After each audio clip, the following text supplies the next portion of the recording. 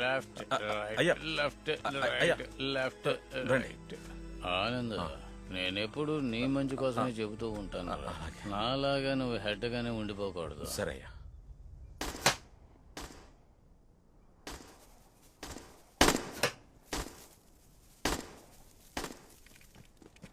రే కాదర్ బాషా ఇలారా.